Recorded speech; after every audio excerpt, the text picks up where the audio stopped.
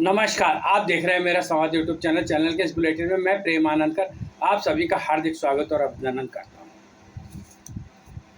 Rajasthan police के महानिदेशक उत्कल रंजन साहू को राजस्थान के राज्यपाल हरिभाऊ किशन राव बागड़े ने राजस्थान लोक सेवा आयोग का अध्यक्ष नियुक्त किया है।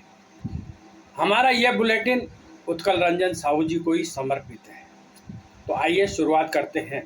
माननीय उत्कल रंजन साहू जी अंतिम हिंदू सम्राट पृथ्वीराज चौहान, तीर्थराज पुष्कर, जगत पिता ब्रह्मा जी, ख्वाजा साहब और जैन तीर्थ नारेली की पावन नगरी में स्थित राजस्थान लोक सेवा आयोग में आपका हार्दिक स्वागत और अभिनंदन है।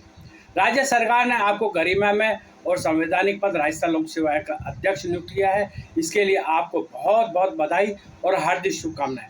आयोग में करीब 10 माह से अध्यक्ष का पद रिक्त चल रहा था और आयोग के वरिष्ठ सदस्य कैलाश चंद मीणा अध्यक्ष का अतिरिक्त दायित्व संभाले हुए थे।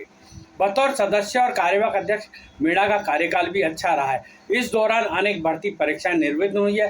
हालांकि साहू जी आप अब अच्छे माहौल में आयोग में पदभार ग्रहण करेंगे, क्योंकि भर्ती परीक्षाओं के पेपर लीक होने और अन्य आरोपों के दाग अब धुंधले पड़ते नजर आ रहे हैं। जिन परीक्षाओं के पेपर लीक हुए थे उनकी जांच आपके पुलिस महकमे की विंग एसओजी कर रही है।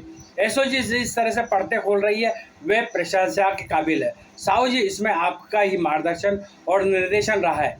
केवल पुलिस महकमे में ही नहीं, राजस्थान के प्रशासनिक क्षेत्रों में आपकी छवि हमेशा बेदाग रही है।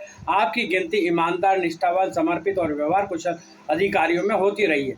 निश्चित रूप से अब आपकी इन खूबियों, कार्यकुशलता और व्यवहार कुशलता का लाभ केवल आयोग ही नहीं, पूरे राजस्थान की जनता और भर्ती परीक्षा में शामिल होने वाले अभ्यर्थियों को मिलेगा।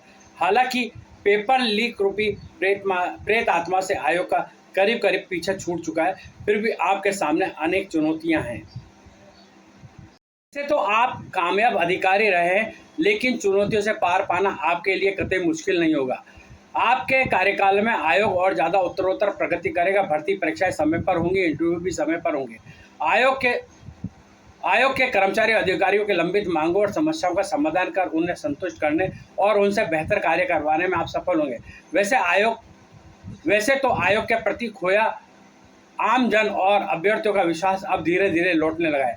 आयोग की खोई हुई प्रतिष्ठा, गरिमा और साख भी अब लौटने लगी है। लेकिन आपके नेतृत्व और मार्गदर्शन में आयोग फिर से आमजन और अभ्यर्थियों में अपना पूर्ण विश्वास बनाने में सफल होने के साथ साथ पूरे देश में अपनी उसी साख को पाने में फिर कामयाब होगा जो कुछ समय पहले तक थी।